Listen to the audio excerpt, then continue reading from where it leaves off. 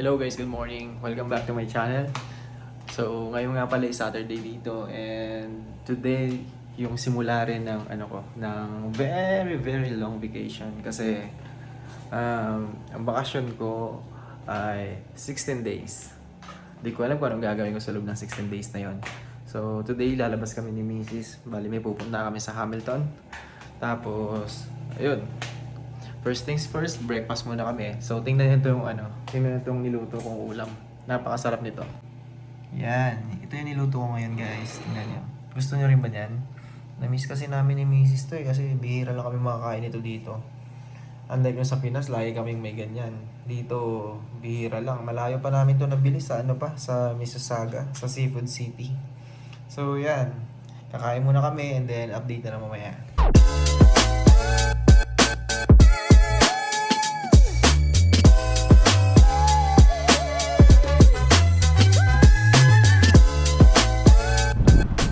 So yan guys, nandito tayo ngayon sa Ancaster kasi dumaan lang kami dito ni Mrs. Sinamahan ko lang siya. Naantay ko lang nandun siya sa loob. Nag thrift store. So ayun nga, nagsimula na nga yung yung aking bakasyon. Tagal ng bakasyon ko, 16 days. Kahapon yung last day namin, Friday. Actually, nung Monday and Tuesday pa sana, by next week yung start ng holiday namin. Kaso, biglang nagbago ng schedule yung company namin. Ang ginawa na lang, yung Monday, Tuesday, hindi na namin papasukan. Pero, babayaran nila yung 2 days na yan. So, pabor naman sa amin. Kasi, mahaba nga yung bakasyon namin. At kaya yun, hindi ko nga alam guys kung anong gagawin ko sa loob ng 16 days na yan. Kasi, sobrang haba kasi yan eh.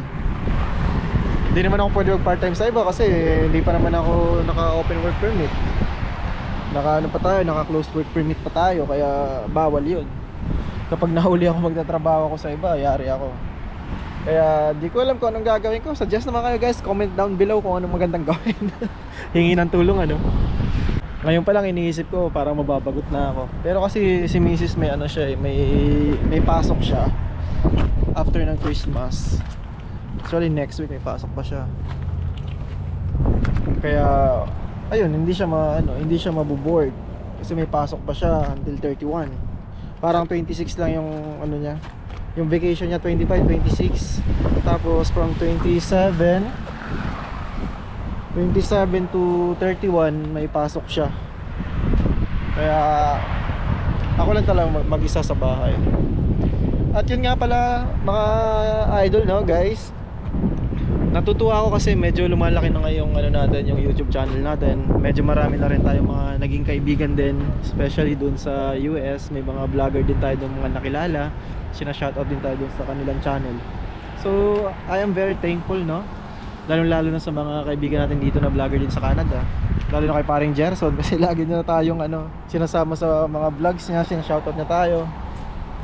At ayun, ang saya lang kasi nagsimula ako, parang ang kunti-kunti lang ng mga nagpa-follow sa akin. Tsaka libangan ko lang naman talaga. Pero ngayon parang nakakatuwaan ko na siya. Natutuwa na ako na gumagawa nga ako ng mga videos, ganyan. Pasok muna tayo, lamig sa labas. Pumasok muna ako dito guys. Para akong sisipunin kasi medyo malakas din yung hangin. So yun, balik tayo sa topic natin. Nakakatuwa lang kasi medyo marami na nga nagsasubscribe sa atin, marami nang nanonood. Then pag tinitingnan ko minsan yung mga views, medyo yung ibang mga video, medyo sobrang taas ang views niya. Mas mataas pa kaysa sa nag-subscribe sa atin. So meaning to say, may mga iba talagang nanonood kahit mga hindi sila subscribers. So shout out din sa kanila. I'm very thankful kasi nanonood din sila ng mga videos natin, So, ngayon kasi mahaba yung bakasyon ko. Wala naman akong gagawin. Baka yun na lang gagawin ko. Baka na lang ako, gagawa na lang ako ng mga videos. Baka everyday na ako makakapag-upload siguro ng mga video. Kasi wala naman ako ibang gagawin sa bahay. Kung maglilinis lang ako ng bahay, baka kumintab na yung aming sahig doon or yung lababo namin. Baka magmukhang bagong-bago na talaga. So yun nga, gusto ko nga lang i-shout out guys yung yung mga viewers natin. Shoutout nga pala muna dyan sa family ko sa Brooks Point, Palawan. Sa mama ko, papa ko, mga kapatid ko, mga maliliit ko pamangkin. Shoutout sa inyo, mga kaibigan ko dyan. At shoutout din kay Tito Joel Warca dyan sa Santa Mesa, Maynila. Sabi niya nanunood daw siya ng mga ng mga videos ko. So natuwa naman ako. Thank you Tito Joel. And shoutout din sa mga kaibigan natin mga nagbo-vlog. Canada Adventures, Broker Farm, paring Gerson, Mark Surya. Paki-follow nyo sila guys, no? At basta ilalagay ko lang dito lahat ng mga bagong kaibigan nating mga nagbo-vlog na pinapanood natin at nag-subscribe din sa atin. Ito, dyan sa taas, paki-subscribe nyo din sila guys kasi gumagawa rin sila ng mga content dyan sa US and dito rin sa Canada, yung mga ibang kaibigan natin.